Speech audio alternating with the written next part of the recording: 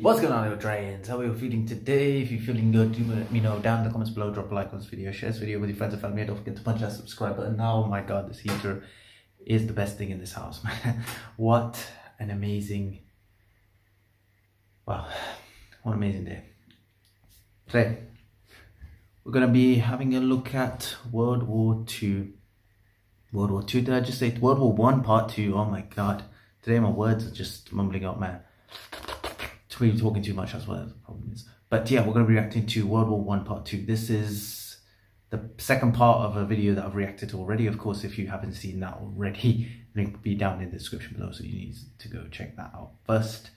But this video has been highly anticipated, not just by some of the viewers or the ones that requested for me to react to this, but for me as well. I wanted to get down to doing this for a while. Other requests and other videos and other things in my life currently has impacted my schedule, I guess, or something, or whatever. It impacted that promise, let's put it that way, for me to react to this video. But hey, we finally found time, so it's good, it's all great.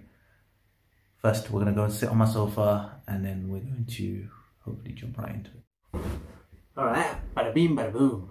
So yeah, where did we leave last time? Was it France and Britain against, I think, Germany and something? So where we left last time. It's going to be intense, man. Come on, man. We're ready for this. Let's bring it on. Bring on the war. Love history, man. Boom.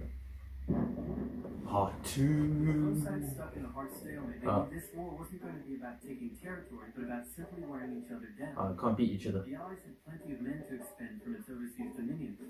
And the British also started a naval blockade, so Germany couldn't import stuff, like food.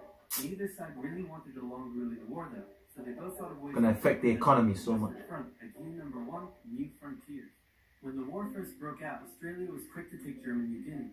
Really? The Allies also quickly jumped on Germany's colonies in Africa, all the way across over there. Particularly in German East Africa. Locals were enlisted as soldiers and carriers by both sides, leading to a tragic loss of life for the native Africans.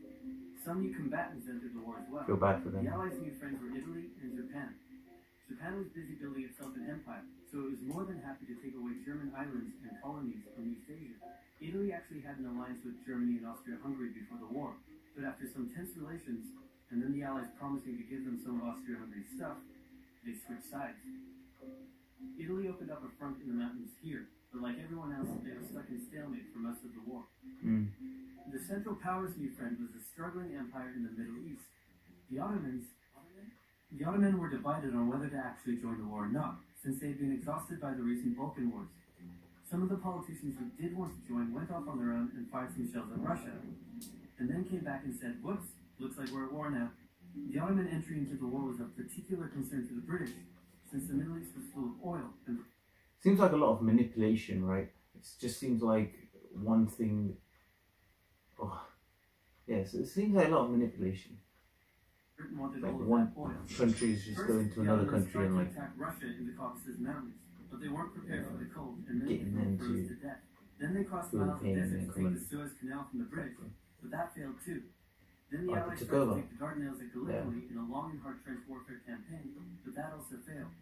The Ottomans blamed their initial losses on the ethnic Armenians living within Ottoman territory, and the resulting Armenian genocide led to the deaths of 1.5 million people. And then the Germans sent spies No. We have to pause it there, man. I feel really sorry for those people. That's not fair. That's not fair. Everyone has the right to live. That's just not fair. Let's give it a second, wait. Innocent lives, man. Think about it. Their families like me and you. That's not fair, man. The best thing is the way I'm looking at it, of course, and most people looking at it, we're looking at it from like a very unbiased point of view. So we're very like, it's like we're open. We don't support anything. God, there's something like, we don't support anything. We're not saying this is wrong, this is right. It's all wrong. Fighting is obviously wrong, but we're looking at it from an unbiased point of view. But anyone dying in any country, anybody, is still bad. Tried to convince the Arab tribes there to rise up in jihad against the British, especially innocent lives, and attack India. But that plan failed, partly because the spies got bored, brewed their own alcohol, and got drunk, which is a bad thing to do in Afghanistan. All these new frontiers hadn't done much to change the war. I think. Aware that the Allies had more men and supplies than them, the Germans knew they had to do something to break the stalemate. Before the war, there was a big conference that set out the rules of modern warfare. No chemical weapons, no killing civilians. Basically, don't be jerks. The Germans held a meeting and decided to be jerks.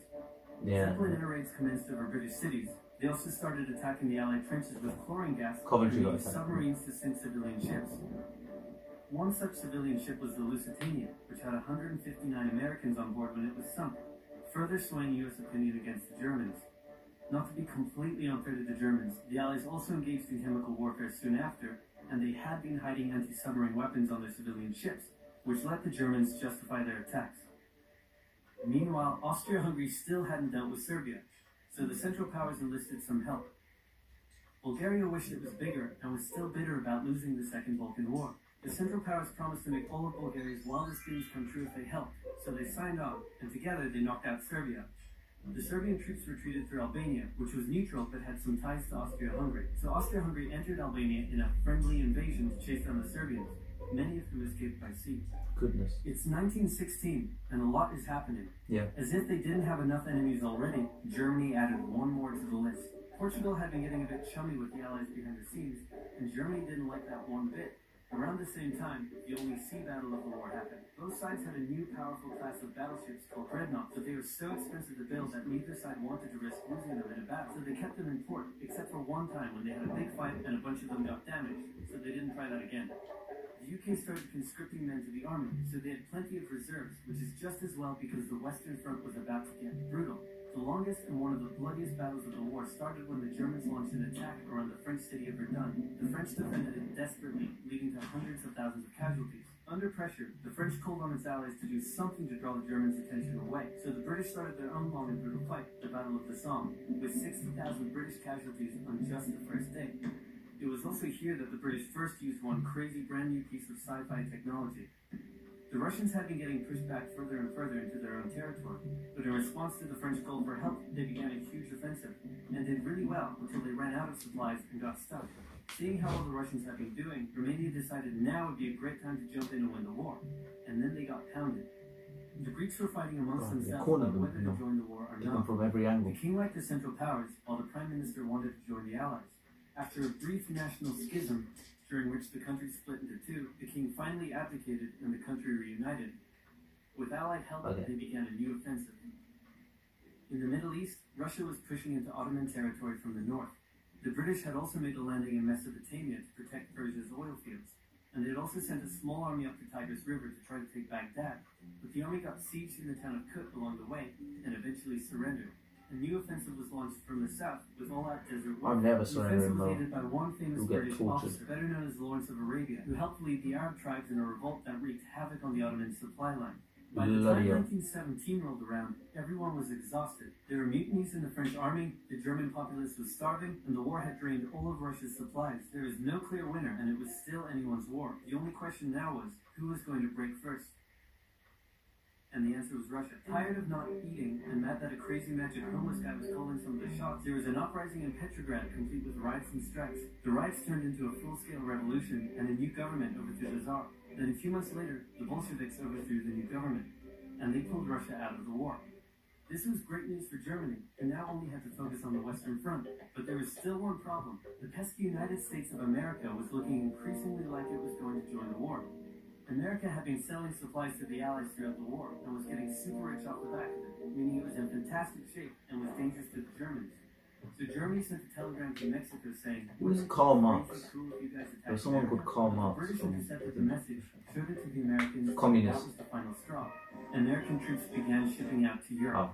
This was terrible news for Germany, and they knew their only hope now was to force France and the UK to surrender before the fresh American troops arrived. It was now or never. They seem to be outnumbered. One final attack. They converged their troops and hit hard at the Somme and pushed the Allies back. Yeah. They hit a second time further north, and then again and again.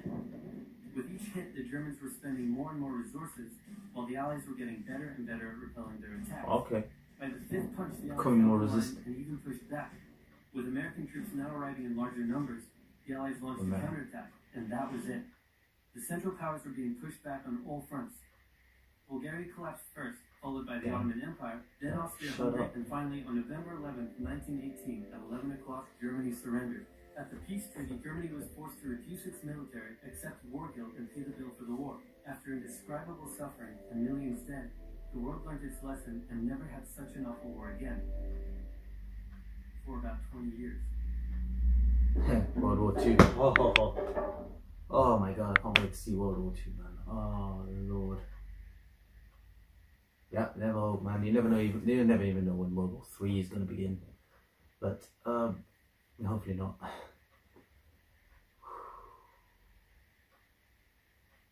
Just so yeah, a lot of it was, you know, they fight as much as they can, use up their resources, use other countries for their resources, and then they mess with the wrong countries. But then, you know, they combine as well. So I think that combination, you know, when they combine with other countries that accept on what they're saying and they go against them, I don't think there's a right or wrong answer. I just think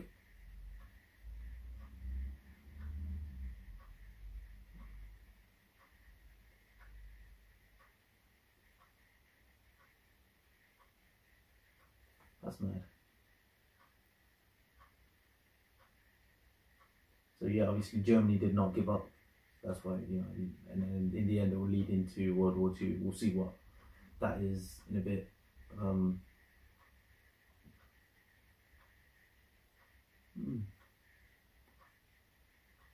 Yeah, man, all over the country, all over the world.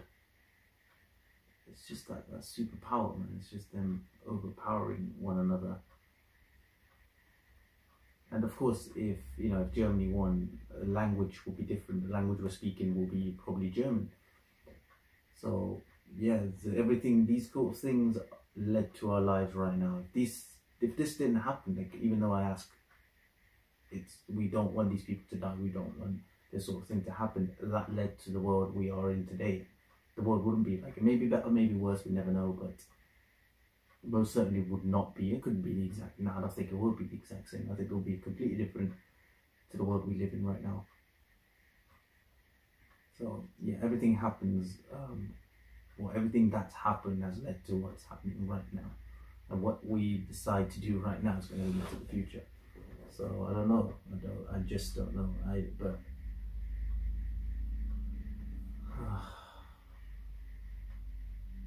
Yeah, I think Coventry was bombed when Germany bombed, you know, did the chemical bombs. That's where Coventry, and it's still there now, the cathedral area. Yeah, they kept it the same. They kept that the same as the period back then. They didn't want to modernize it. So yeah, Coventry is pretty famous for Coventry is my city, London, England. I live in England. I live in a city called Coventry. And this is actually pretty famous for these sort of things, and for weapon, manufacturing as well. Thank you for the suggestion, man. It was amazing journey. This journey is going to carry on going forward. We're gonna, flow into World War II, and hopefully it's something else. There's also, I think there's a communist called Karl Marx. So if you guys know anything about that, because they see a lot of things about him and say he's a terrific person. He's a terrific person in history. I don't know if that's a good thing or a bad thing, but he's a very powerful, strong-willed person. So, and I like that. I like that sort of personality. So if you know anything about him, let me know in the comments. If there's any videos or biographies, or even in this, I'll have a look on the same on the same channel, YouTube channel as this, if there's anything about that person, Karl Marx. Because they mentioned communism and they mentioned Russia, so I feel, okay, yeah, it's going to be something about Karl Marx somewhere. It didn't happen in this video. So if there's anything about Karl Marx, about him, do let me know in the comments. And yeah, if there's anything else you want me to react to, do let me know in the comments below. I'm definitely ready to check it out, man. If you like this video, don't forget to punch a like. Yeah, don't forget to punch that subscribe button. Don't forget to punch that share button and share this video with your friends and family. My little dragons, I love you all so much. You're all amazing. Stay home, stay safe, stay blessed. Stay awesome, my little dragons, and I'll definitely see you all in the next video.